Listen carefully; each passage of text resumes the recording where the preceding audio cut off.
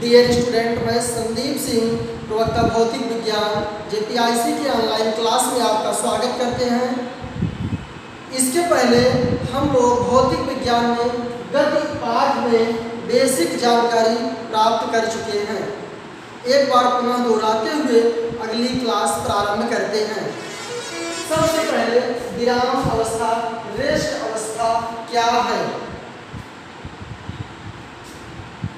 देखिए विद्यार्थियों, यदि किसी वस्तु की स्थिति अन्य वस्तु की स्थिति के सापेक्ष समय बढ़ने के साथ कोई परिवर्तन नहीं होता है तो वस्तु विराम अवस्था में कही जाती है। जैसे हम 10 बजे यहाँ खड़े हैं, आप 11 बजे आए देखे खड़े हैं, तो आप कहेंगे कि सर की बॉडी में कोई परिवर्तन नहीं हुआ, अर्थात सर किस अवस्था में है? रेस्ट की अवस्था में है। आप अपने घर के सामने का पेड़ देखते हैं, पेड़ आप आज भी वहीं देखते हैं, कल भी वहीं देखेंगे, परसों भी वहीं देखेंगे, अर्थात पेड़ किस अवस्था में है? विराम की अवस्था में है। इसके जस्ट विपरीत बेटे गति क्या है? यदि किसी वस्तु की स्थिति अन्य वस्तुओं की अपेक्षा समय के साथ परिवर्तित हो जाती है तो इसे हम गति की अवस्था में कहते हैं। जैसे आपने हमको 10 बजे यहाँ देखा कि हम खड़े हैं, अब ये देखिए 10 बज के कुछ सेकेंड पर हमारी स्थिति क्या हो गई? वहाँ से परिवर्तित हो गई। जब परिवर्तित हो गई तो इसे हम क्या कहेंगे बेटे? कि आप कहेंगे सर की बॉडी गतिशील अवस्था में है, गति की अवस्था में है। फैन आप देखते हैं, फैन क्या कहेंगे आप? गतिशील है कि रेस्ट की अवस्था में है? बताएं बेटे, अच्छा प्रश्न। अब आप देखें, देखिए बेटे, जो फैन है, जो सीलिंग फैन है, जो छत का फैन है, यह छत के रेस्पेक्ट में फैन तो वही रहता है, फैन तो वही रहता है। क्या समय 10 बजे आप उसको वहाँ देखते हैं, 11 बजे कहीं और हो जाता है? नहीं बेटे, फैन तो वही रहता है, लेकिन उनकी प्लेटों में क्या होती है? गतिशीलता होती है। समय आप 10 बज के 1 मिनट पे देखेंगे तो उसकी प्लेट पत्ती कहीं है और कुछ सेकंड बाद उसकी पत्ती कहीं है। तो इसलिए यहाँ पर एक फ्रेम ऑफ रेफरेंस जानना बहुत ज़रूरी होता है, किसके सापेक्ष में गति को मेजरमेंट कर रहे हैं। इसे हम क्या कहते हैं बेटे? Frame of reference. किसके सापेक्ष में हम गति की अवस्था को मेजरमेंट करते हैं। बेटे, गति मुख्य रूप से 2 प्रकार की होती है। पहली, एक समान गति।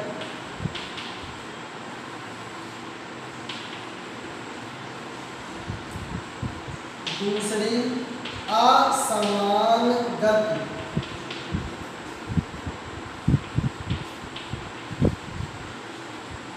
Uniform motion. दूसरा क्या है बेटे? नॉन यूनिफॉर्म मोशन, असमान गति। देखिए बेटे, एक समान गति क्या है? यदि समान समय में समान दूरी कोई पिंड तय करता है तो इसे हम एक समान गति कहते हैं। यदि कोई पिंड समान समय अंतराल में समान दूरी तय करता है तो इसे हम एक समान गति कहते हैं। उदाहरण के लिए आप समझेंगे, जैसे कोई पिंड ए से चलता है और बी पर पहुंचता है।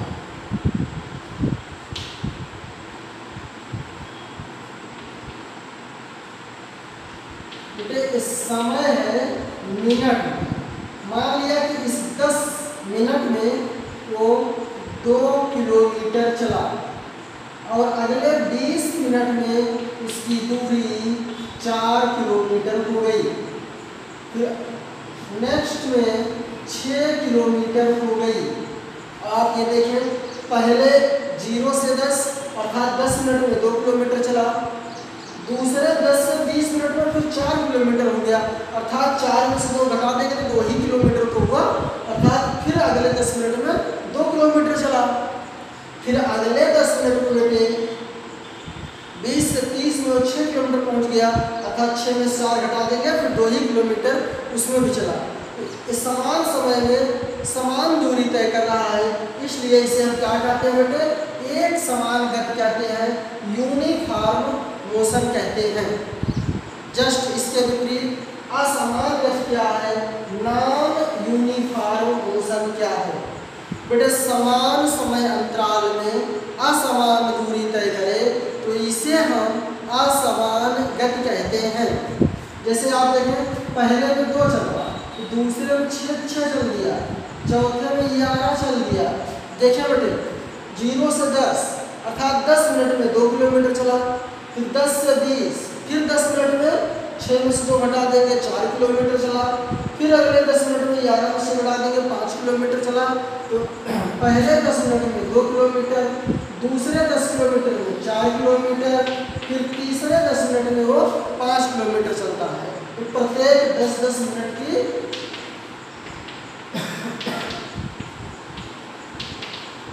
10-10 मिनट की ये डिस्टेंस है। तो बेटे समान समय अंतराल में असमान दूरी तय किया, समान समय अंतराल में असमान दूरी तय किया तो इसे ही हम क्या कहते हैं?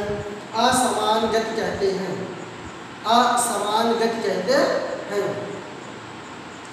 बेटे गति के मापन की जो दर होती है उसे हम चाल कहते हैं।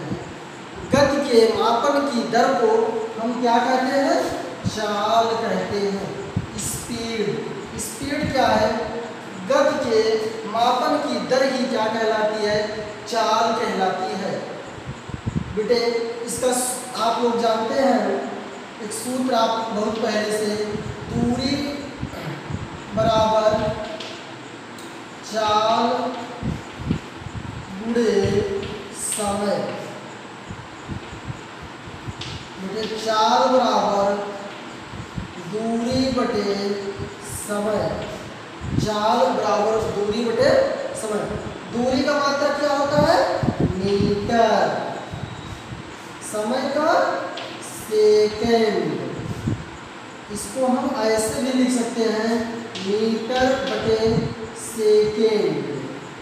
इसको हम ऐसे भी लिख सकते हैं बेटे, metre into second inverse. MKS system का मात्रक है मीटर बटे सेकेंड, अर्थात चाल का मात्रक क्या है? मीटर बटे सेकेंड। चाल को हम किस में नापते हैं? मीटर बटे सेकेंड में नापते हैं। बेटा चाल की परिभाषा हम कह सकते हैं, किसी पिंड द्वारा चली गई दूरी और समय के अनुपात को हम चाल कहते हैं। किसी पिंड के द्वारा चली गई दूरी और समय के अनुपात को हम चाल कहते हैं। चाल का मात्रक मीटर बटे सेकेंड होता है। इसके बेटे बहुत सारे मात्रक हो सकते हैं। मीटर के स्थान पे आप किलोमीटर ले लेंगे और यहाँ घंटा ले लेंगे तो किलोमीटर प्रति घंटा की मात्रा हो जाएगा। मीटर के स्थान पे किलोमीटर ले लेंगे और यहाँ मिनट ले लेंगे तो मीटर बटे मिनट हो जाएगा। इस प्रकार से यहाँ आप सेंटीमीटर ले लेंगे, मीटर के स्थान पे यहाँ सेकंड ले लेंगे, सेंटीमीटर अपान सेकंड हो जाएगा। इस प्रकार से चाल के बहुत सारे मात्रक हो सकते हैं। चाल के किसी भी भौतिक राशि के एक से अधिक मात्रक होते हैं, जिनकी विस्तृत चर्चा आपको 11वीं क्लास में विमेय विश्लेषण के माध्यम से की जाएगी। देखिए बेटे, ये आपने देखा चाल क्या है? किसी पिंड द्वारा चली गई दूरी और समय के अनुपात को हम क्या कहते हैं? चाल कहते हैं। चाल का मात्रक मीटर बटे सेकेंड। यम के एस सिस्टम में। बाकी अन्यत्र मात्रक अपने आपको बताया, इस प्रकार से और भी सारे मात्रक हो सकते हैं। बेटे यहाँ पर एक शब्द आया है दूरी, डिस्टेंस क्या है? डिस्टेंस।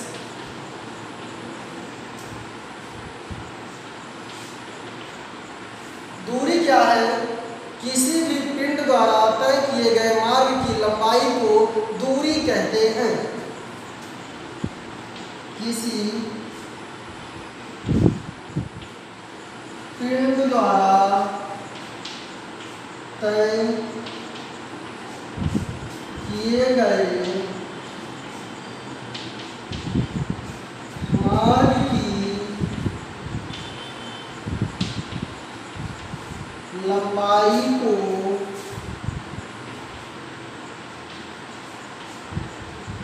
दूरी कहते हैं। जैसे बेटे मान लीजिए ये देखिए, हम यहाँ से यहाँ, फिर यहाँ से यहाँ, हम गए और आए, टोटल क्या कहलाएगी? डिस्टेंस कहलाएगी। टोटल क्या कहलाएगी? दूरी कहलाएगी। Any particle covered by length, any length is called the distance.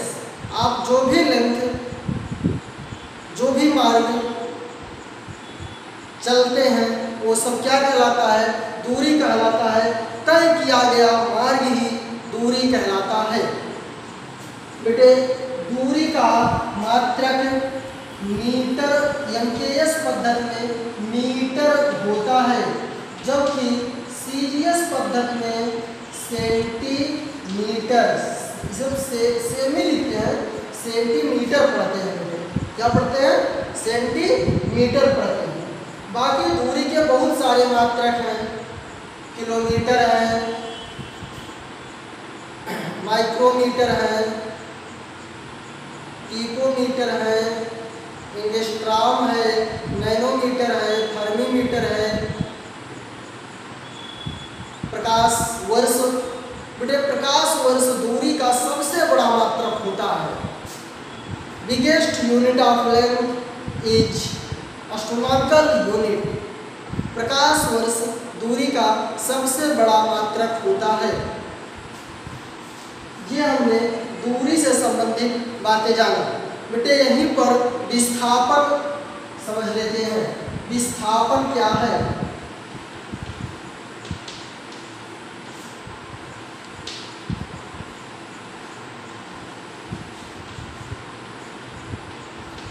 किसी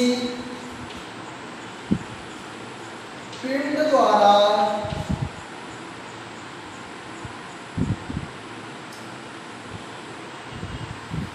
किसी पिंड की अंतिम और प्रारंभिक स्थिति के बीच न्यूनतम दूरी को विस्थापन कहते हैं।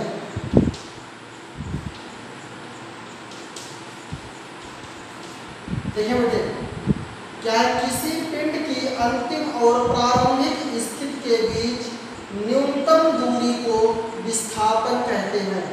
विस्थापन किस पर डिपेंड कर रहा है?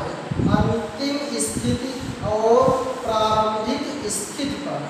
अंतिम स्थिति और प्रारंभिक स्थिति के बीच की दूरी को हम क्या कहते हैं? दूरी कहते हैं। देखिए आप, जैसे कोई पिंड ए से चल के बी सी डी पहुंच गया, ये टोटल जितने डिस्टेंस, जितने मार्ग की लंबाई है तो दूरी कहलाएगी। लेकिन विस्थापन क्या है बेटे? एक प्रारंभिक अवस्था है, एक अंतिम अवस्था है, इसके बीच की यदि इतनी दूरी को हम विस्थापन कहेंगे, ए से डी। जबकि इस वाली डिस्टेंस को हम क्या कहेंगे? इसे हम दूरी कहेंगे।